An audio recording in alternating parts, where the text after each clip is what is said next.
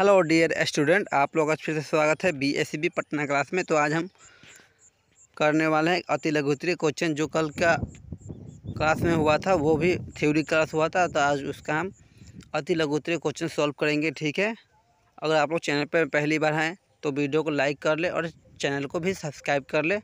इस चैनल के थ्रू आप लोग का पूरा फुल्ली कराया जाएगा। ठीक है, और ऑल सब्जेक्ट भी पढ़ाया जाएगा, तो चैनल से जुड़े रहें आप लोग। तो चलिए हम शुरू करते हैं वीडियो को। पहला क्वेश्चन इस तरह से देखिए, अति लघुत्तरीय प्रश्नोत्तर कौन चैप्टर है? संसाधन एवं उपयोग। इस चैप्टर का है ज्योग्राफी, एसएसटी ज्योग्राफी। ठीक है, चलिए वीडियो शुरू करते हैं। संसाधन को परिभाषित कीजिए। तो इसका उत्तर होगा सामान्य तौर मानवीय उपयोग में आने वाली सभी वस्तुओं संसाधन कहलाती है, जैसे भूमि, मृदा, जल, वायु, खनिज, जीव, प्रकाश इत्यादि। वर्तमान परिवेश में सेवाओं को भी संसाधन माना गया है, जैसे गायक, कवि, चित्रकार इत्यादि की सेवा। वस्तुतः संसाधन का अर्थ बहुत ही व्यापक है। प्रसिद्ध भूगोलविद जिम्मरमैन के संसाधन होते नहीं बनते हैं। ठीक है, तो ये सब हम आपको कल थ्योरी में भी पढ़ाए हुए थे। अगर थ्योरी क्लास नहीं देखे तो जाकर थ्योरी क्लास भी देख सकते हैं। चलिए दूसरी क्वेश्चन सॉल्व करते हैं। संभाव्य एवं संचित कोश संसाधन में अंतर स्पष्ट कीजिए। ठीक है, देखिए दोनों का अंतर देखते हैं। संभाव्य संसाधन ऐसे संसाधन जो किसी क्षेत्र विशेष में मौजूदा होते हैं, जिसे उपयोग में लाए जाने की संभावना रहती है। क्या रहती है? संभावना रहती है। ठीक है, जिसका उपयोग कभी नहीं किया गया हो, जैसे हिमालय क्षेत्र का खनिज अधिक गहराई होने के कारण दुर्गम है। संचित कोश संसाधन। संचित कोश संसाधन वास्तव में एक ऐसा संसाधन भंडार के अंश है, जिसे उपलब्ध तकनीक के आधार पर प्रयोग में लाया जा सकता है, किंतु इनका उपयोग प्रारंभ नहीं हुआ है। जैसे नदी का जल भविष्य में जल विद्युत के रूप में उपयोग हो सकता है। ठीक है, चलिए आगे तीसरी क्वेश्चन देखते हैं। संसाधन संरक्षण के उपयोग को लिखिए।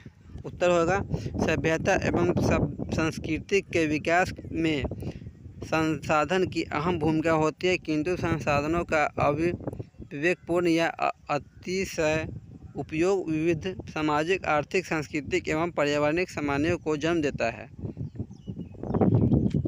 इन समस्याओं को समाधान हेतु विभिन्न स्तरों पर संरक्षण की आवश्यकता होती है। ठीक है, तो ये सब क्वेश्चन सॉल्व हो रहा है, आप लोग मन से पढ़िए और नोट भी करते चलिएगा। चलिए आगे देखते हैं। संसाधन निर्माण में तकनीक की क्या भूमिका है? स्पष्ट कीजिए। संसाधन निर्माण में तकनीक की भूमिका अत्यंत ही महत्वपूर्ण होती है, क्योंकि अनेक प्रकृति प्रदत्त वस्तुओं तब तक संसाधन का रूप नहीं लेती जब तक कि किसी विशेष तकनीक द्वारा उन्हें उपयोग नहीं बनाया जाता है। जैसे नदियाँ के बहते जल से बिजली उत्पन्न करना, बहती हुई वायु से पवन ऊर्जा उत्पन्न करना, भूगर्भ में उपस्थित खनिज अयस्कों का शोधन कर उपयोग बनाना, इन सभी में अलग अलग तकनीकों की आवश्यकता होती है। ठीक है, चलिए अब दीर्घ उत्तरीय क्वेश्चन भी देख लेते हैं। अति लघुत्तरीय क्वेश्चन सॉल्व हो चुका है हम लोग का एनसीईआरटी बुक का।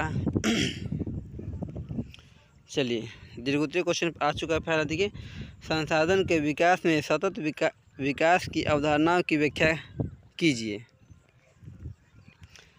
तो इसका उत्तर होगा संसाधन मनुष्य के जीवित का आधार है। जीवन की गुणवत्ता बनाए रखने के लिए संसाधन के सतत विकास की अवधारणा अत्यावश्यक है। संसाधन प्रकृति प्रदत्त उपहार है की अवधारणाओं के कारण मानव ने इनका अंधाधुंध दोहन किया है। ठीक है, जिसके कारण पर्यावरण समस्या भी उत्पन्न हो गई है। व्यक्ति का लालच लिप्स ने संसाधन का तीव्रता दोहन का संसाधनों के भंडार में चिंतनीय ह्रास ला दिया है। संसाधनों का केंद्रीकरण खास लोगों के हाथों में आने से समाज दो स्पष्ट भागों में क्या हुआ? बट गया। ठीक है, संपन्न लोगों द्वारा स्वार्थी के वह विषभूत होकर संसाधन का विवेकहीन दोहन किया गया है, जिसके विष परिस्थितियों में घोर संकट की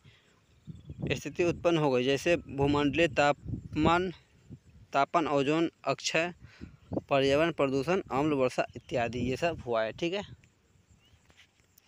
चलिए दूसरी क्वेश्चन देखते हैं। स्वामित्व के आधार पर संसाधन के विभिन्न स्वरूपों का वर्णन कीजिए। स्वामित्व के आधार पर संसाधन 4 प्रकार के होते हैं। ए में देख लेते हैं व्यक्तित्व संसाधन। ऐसे संसाधन किसी खास व्यक्ति के अधिकार क्षेत्र में होते हैं, जिसके बदलने में वे सरकार को लगान भी चुकाते हैं, जैसे भूखंड, घर व अन्य जायदाद ही संसाधन है जिस पर लोगों का निजी स्वामित्व है। बाग, बगीचा, तालाब, कुआं इत्यादि भी ऐसा ही संसाधन है जिन पर व्यक्ति निजी स्वामित्व रखता है। बी में देखते हैं सामुदायिक संसाधन। नाम से भी जानते हैं सामुदायिक के बारे में होगा। ठीक है, ऐसे संसाधन किसी खास समुदाय के अत्यधिक में होते हैं, जिनका उपयोग समूह के लिए सुलभ होते हैं। गांव में चारण भूमि, शमशान, मंदिर, मस्जिद, परिसर, समुदाय भवन, तालाब आदि नगरीय क्षेत्रों में इस प्रकार के संसाधन सार्वजनिक पार्क, पिकनिक स्थल, खेल मैदान आदि, मंदिर, मस्जिद, गुरुद्वार एवं गिरजा घर के रूप में संसाधन संबंधित समुदाय के लोगों का लिए सर्वसुलभ होते हैं। ठीक है, ये सब स्थानों का। चलिए सी में देखते हैं राष्ट्रीय संसाधन। राष्ट्रीय संसाधन भी आप लोग जान गए होंगे। कानूनी तौर पर हमारे देश के राष्ट्र के अंतर्गत सभी उपलब्ध संसाधन राष्ट्रीय है। देश की सरकार को वैधानिक हक है कि व्यक्तिगत संसाधनों का अतिग्रहण आम जनता के हित में कर सकती है। चलिए अंतर्राष्ट्रीय संसाधन क्या होता है उसके बारे में भी जान लेते हैं। ऐसे संसाधनों का नियंत्रण अंतर्राष्ट्रीय संसाधन करती है। तटरेखा में 200 nm दूरी छोड़कर खुले महासागरीय संसाधनों का पर भी किसी देश का अत्यधिक नहीं होती है। ऐसे संसाधन का उपयोग अंतर्राष्ट्रीय संस्थाओं का समूहित की राष्ट्र द्वारा ही की जा सकती है। ठीक है, चलिए कुछ परियोजना कार्य देख लेते हैं। विद्यालय में विषय शिक्षक को मिलकर एक संतुष्टि योजना के जिसमें उपयोग में आने वाले संसाधनों का संरक्षण का ऊपर चर्चा कीजिए। तो छात्र स्वयं करेंगे ये सब। देखिए चलिए कुछ इम्पोर्टेंट क्वेश्चन देखते हैं। संसार का सबसे कीमती संसाधन कौन सा होता है? तो खनिज होता है। कौन सा होता है? देखिए आपको आंसर में ग मिल रहा होगा, खनिज। निम्नलिखित में से कौन सा प्राकृतिक संसाधन नहीं है? तो कौन सा है? तो नगर। नगर नहीं, नगर को छोड़कर सभी वन भी है, नदियाँ भी है और खनिज भी, ये सब संसाधन है, बट नगर नहीं होती है। उसी तरह अगला देख लेंगे क्वेश्चन, इनमें किस प्राकृतिक संसाधन का भंडार सीमित है? तो खनिज तेल का सीमित है। जैसे खनिज सौर ऊर्जा तो होता नहीं, हवा भी तो होता नहीं और पानी तो होता ही नहीं, तो कौन खनिज तेल का होगा। ठीक है, उसी चौथा देख लेते हैं, इनमें से कौन मछलियों के अस्तित्व को खतरे में डाल सकता है? वर्षा जल या सागर, दूषित मानव निर्मित बांध। तो कौन दूषित जल ही मछली को खतरे में डाल सकता है। इसी तरह अगला पांचवा देख लेते हैं, ज्वारीय ऊर्जा किस प्रकार का संसाधन है? यह एक नवीकरणीय संसाधन है। ठीक है, अब चलिए अतिलघुतर प्रश्न फिर से शुरू करते हैं। संसाधन कितने प्रकार के होते हैं? तो 2 प्रकार के होते हैं। कौन? एक भौतिक, एक जैविक। ठीक है, मानव निर्मित संसाधन किसे कहते हैं? तो मानव द्वारा विकसित किए गए संसाधन जैसे भवन, सड़क, मशीन, गांव, उद्योग, ये सब मानव निर्मित संसाधन हो जाता है। ठीक है, संभावित संसाधन से आप क्या समझते हैं? किसी प्रदेश में वे विद्यमान संसाधन जिनका अब तक उपयोग नहीं किया गया वो संभावित संसाधन होते हैं। संभावित जानते हैं, जो संभावना से होने वाला रहता है।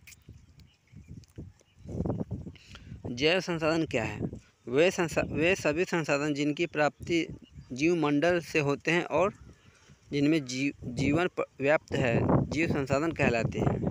अजैव संसाधन क्या है? वे सभी संसाधन जो निर्जीव वस्तुओं से बने हैं, अजैव संसाधन कहलाते हैं। समन्वय के आधार पर संसाधन कितने प्रकार के होते हैं? तो 2 प्रकार के होते हैं, नवीकरणीय योग्य और अनवीकरणीय योग्य संसाधन।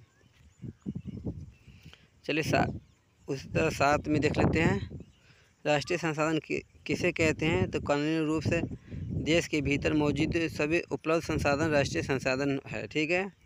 8 में व्यक्ति संसाधन किसे कहते हैं? ऐसे संसाधन जो किसी खास व्यक्ति के अधिकार क्षेत्रों में होते हैं उसे व्यक्ति संसाधन कहते हैं। क्लास अच्छा लग रहा था आप लोग वीडियो को भी लाइक करते चले सभी आदमी। चलिए लघुत्तरीय क्वेश्चन देख लेते हैं।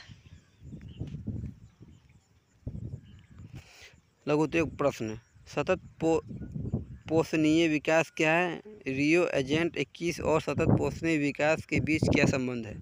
तो इसका उत्तर होगा भावी पीढ़ियों के पोषण को ध्यान में रखते हुए वर्तमान में पर्यावरण को क्षति पहुंचाए बिना विकास करना ही सतत पोषणीय विकास है। जून 1992 में ब्राज़ील के रियो डी जेनेरो शहर में संयुक्त राष्ट्र पर्यावरण एवं विकास सम्मेलन के तत्वावधान में राष्ट्राध्यक्षों द्वारा जिस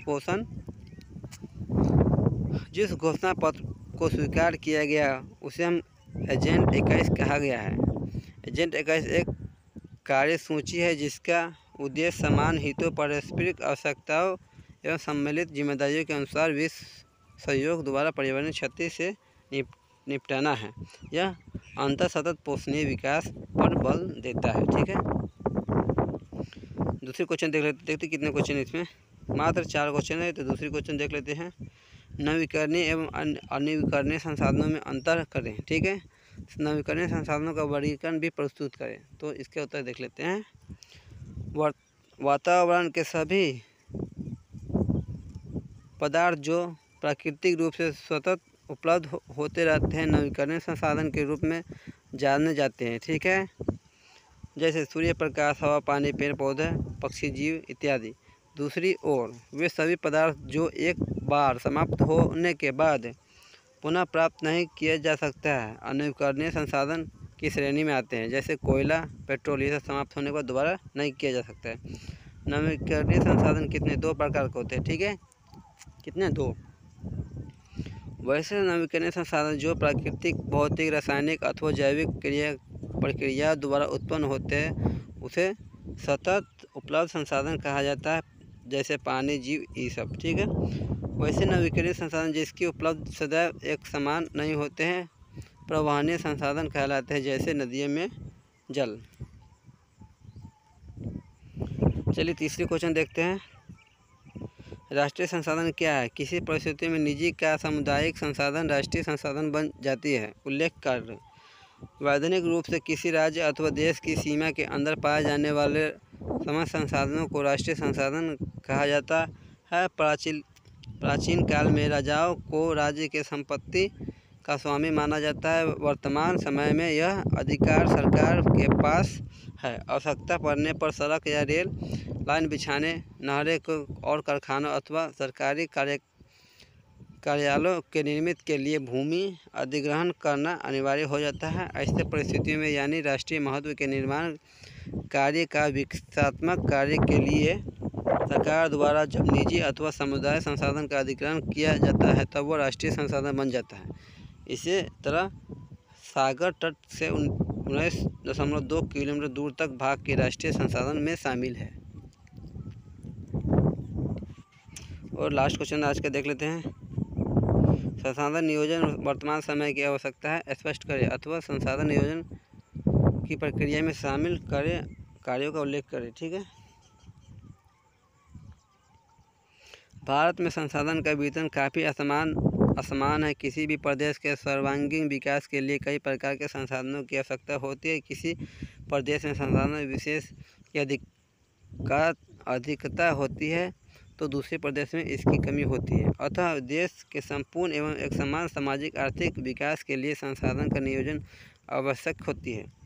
संसाधन नियोजन की प्रक्रिया में शामिल कार्य है विभिन्न प्रदेशों में संसाधन की पहचान कर उनकी तालिका बनाएं, आवश्यकता अनुसार क्षेत्रीय सर्वेक्षण करना, मानचित्र बनाना तथा संसाधनों का गुणवत्ता एवं मानचित्र का मापन करना, उपयुक्त तकनीक एवं संस्थागत ढांचा तैयार करना और अंतिम है संसाधन विकास योजनाओं एवं राष्ट्रीय विकास योजनाओं के बीच समन्वय स्थापित करना। तो आज का लघुत्तरीय क्वेश्चन यहीं तक होगा, समाप्त हो गया। अगर आप लोग चैनल पर नए हैं तो वीडियो लाइक कर ले, सब्सक्राइब कर ले। तब तक के लिए बाय। हम फिर कल मिलेंगे नेक्स्ट इसी का ऑब्जेक्टिव करेंगे, ठीक है। तब तक के लिए बाय।